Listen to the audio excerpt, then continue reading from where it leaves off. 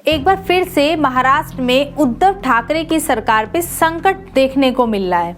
आपको बता दें कि महाराष्ट्र की उद्धव सरकार इस वक्त संकट में है। इस पर शरद पवार की प्रतिक्रिया सामने आ गई है, जिसमें पवार ये कहते हुए नजर आते हैं कि कांग्रेस और एनसीपी, शिवसेना तीनों एक साथ है।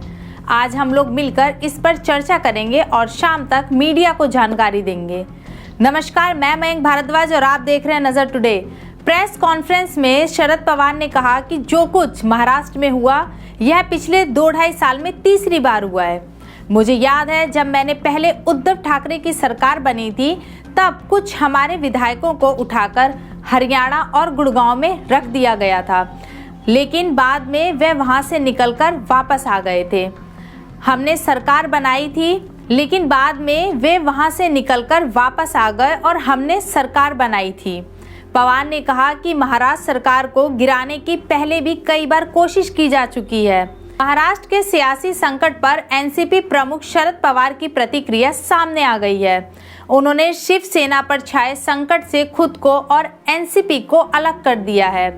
इसके साथ साथ शरद पवार ने साफ किया कि अगर उद्धव सरकार गिरती भी है तो एनसीपी बीजेपी के साथ नहीं जुड़ेगी, वो उससे विपक्ष में बैठना पसंद करेगी।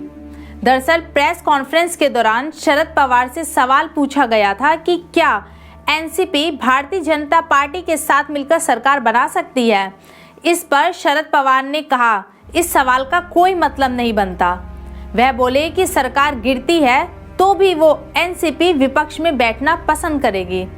रिपोर्टर ने आगे फिर से सवाल को दोहराया और पूछा कि मतलब एनसीपी के साथ बीजेपी जाएगी।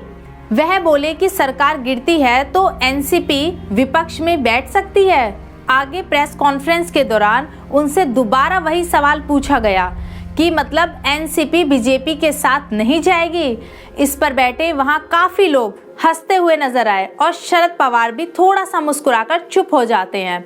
बताया शिवसेना का आंतरिक मामला। महाराष्ट्र में आए राजनीतिक संकट को शरद पवार सरकार का ही नहीं बल्कि शिवसेना का आंतरिक मामला बताया जा रहा है। वह बोले कि उद्धव ठाकरे इस मामले को जरूर हैंडल कर लेंगे। उन्होंने कहा कि कोई ना कोई विकल्प सरकार बचाने का निकल ही जाएगा। पवार ने कहा कि कांग्रेस और एनसीपी और शिवसेना तीनों ही साथ हैं। आज हम लोग मिलकर इस पर चर्चा करेंगे और शाम तक मीडिया को इसकी जानकारी देंगे। अब देखना ये है कि एक बार फिर से क्या उद्धव ठाकरे की सरकार महाराष्ट्र में गिरती हुई नजर आती है। देश और दुनिया की तमाम बड़ी खबरों के लिए देखते रहें नजर टुडे।